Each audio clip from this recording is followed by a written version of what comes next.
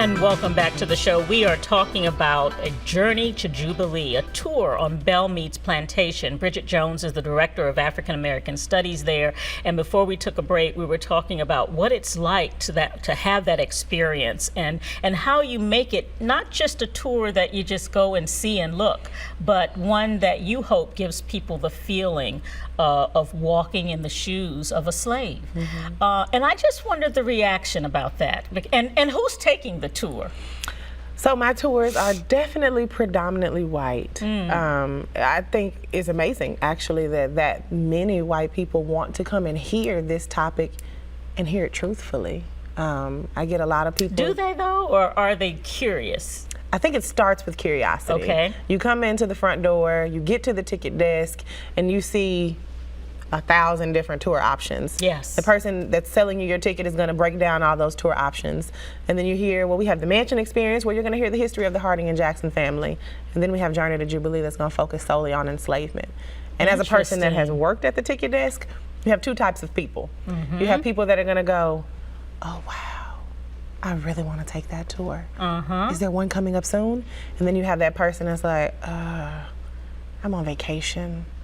I don't really know if I want to hear that today. And usually, even if they're on vacation, usually it's the wife.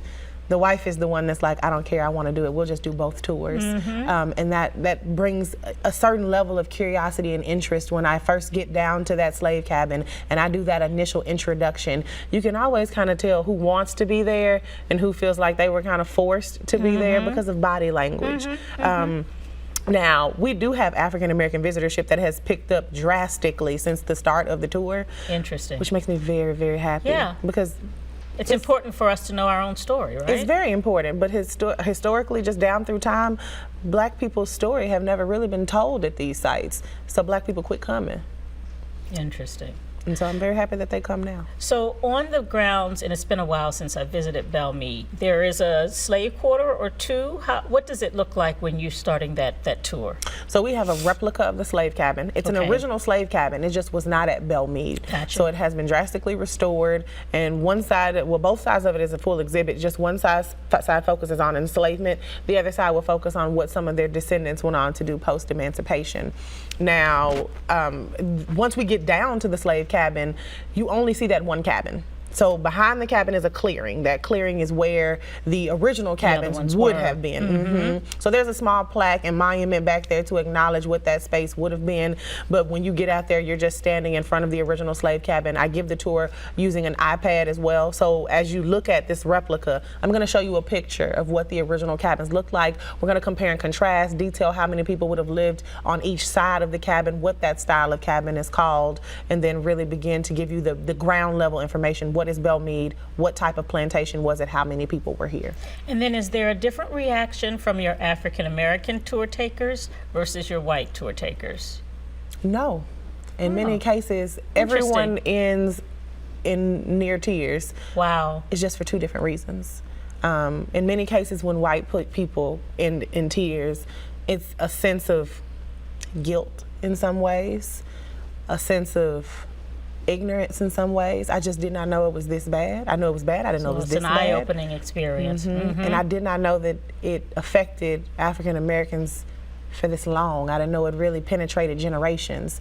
When Black people cry, it's more of a thank you for saying it in the way that you did, because so many plantation museums tell this story, but they tell it in the method of the happy slave, the loyal slave. A little bit. Yeah. Because a lot of places are more interested in protecting the reputation of the slave owner. They're more interested in protecting his reputation than telling the truth. Yeah. So when you think about your goal of this program, of this tour, what do you hope to get to? What do you hope to be able to accomplish? I want more Black people to pursue careers in museums, especially plantation museums. There needs to be more Black people telling these stories. I completely understand why we have not tried to tell these stories for a while, but my goal is to open a door that allows young Black history majors to realize that this is an avenue, and this is an avenue that is needed. It is powerful to see Black people telling these stories. These stories, this is your history. Not only should you know it, you should be able to speak this truth and speak it with everything inside of you.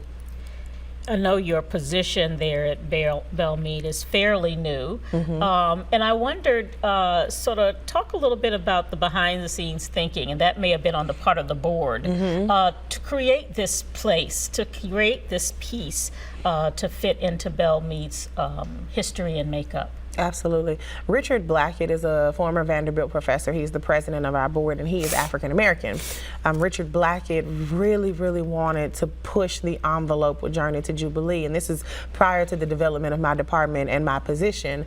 When I returned to Belle Meade, I found that there was this new push on behalf of Richard Blackett and the then director of interpretation, Jason. He was completely on board with it as well. So behind the scenes, there were all these moving parts to begin to decide, okay, we're going to tell the story, but how are we going to tell the story? And then who's going to tell the story? And by the time that I came back, it was like, perfect. Bridget's going to tell the story. Not only did I ask, I genuinely wanted to do it. I wondered about that, because did you feel uncomfortable? Because you would have been the obvious pick, right? But you didn't have to be the only pick. No. So I wondered, did you feel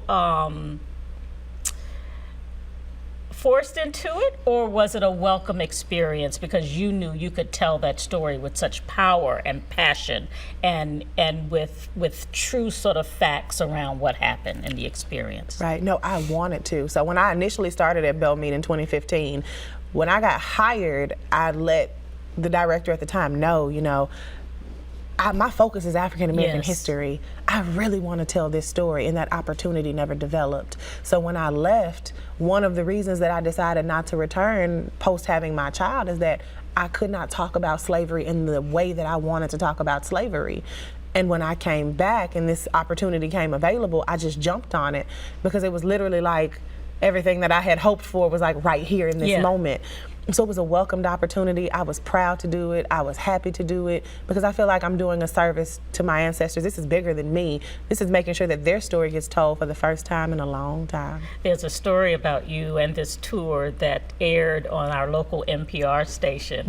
And I chuckled a little bit when your mom reacted to you taking this position. What did she say? She thought I was going to set us back 400 years. I remember being on the phone like, Mom, I need a job. And that's just something that most college students face. When you graduate, you just need something that's going to pay your bills. And I knew I wanted to be in the history field. When I was at Tennessee State and I would tell people I'm a history major, people would be like, what are you going to do with that? Go teach? And I would say, no, I'm going to work for the Smithsonian. And people would be like, huh. I never even thought about that. That is something that you can do, right? So I knew that I wanted to go into museums. I just didn't think it would be a plantation museum. And now we have a beautiful African American museum